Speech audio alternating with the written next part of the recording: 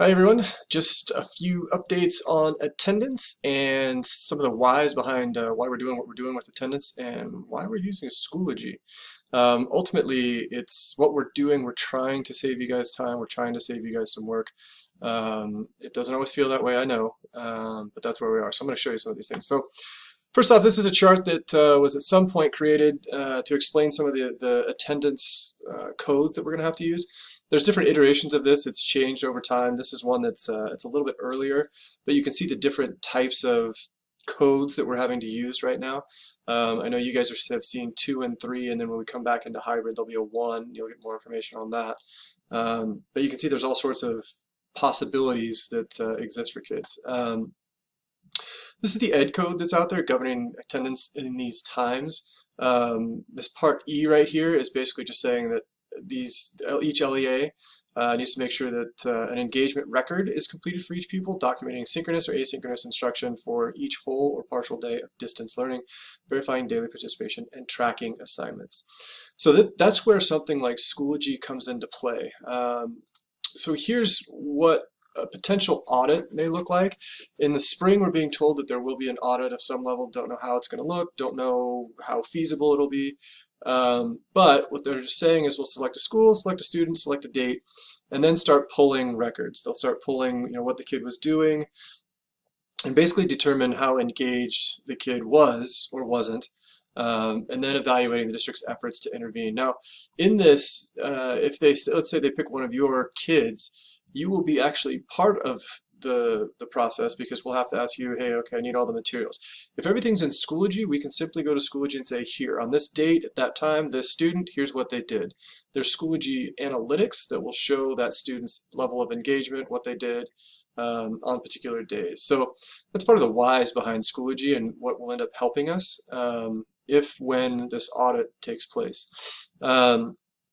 The other thing here, we need a single launch point for kids. In the spring, it was next to impossible for kids, parents, admin to navigate what kids were doing. Our counselors couldn't keep track of what was happening in various classes because we were all over the place. Schoology does serve to move us to one platform. The other thing, Schoology, when we initially started this year, the thought was that Florida Virtual would be there to help teachers and be a resource for teachers to build content when kids weren't in the seat. Our new kind of live stream model may eliminate that, or at least reduce the need for Florida Virtual. But one of the advantages of Schoology is that it did help or work with Florida Virtual. And then the fact that it does have those accountability features that I mentioned, like a Google Classroom, Haiku, some of the other LMSs out there didn't have or don't have that sort of analytics or reporting that we will need.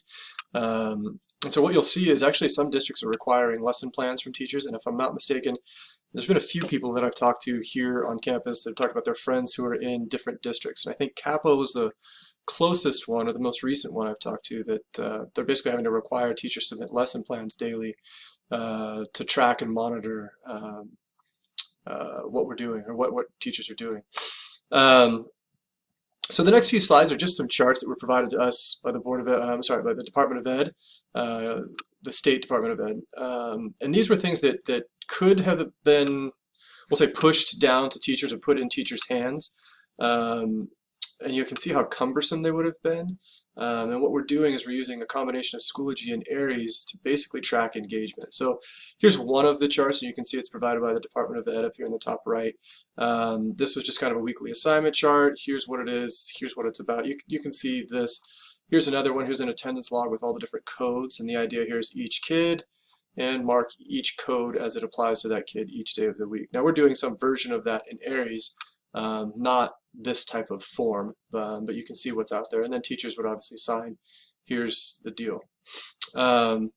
These were just instructions on how some of that would look. You can feel free to pause on this particular slide if you want. I'm not going to read everything to you on this, but it was instructions on how to take attendance in there.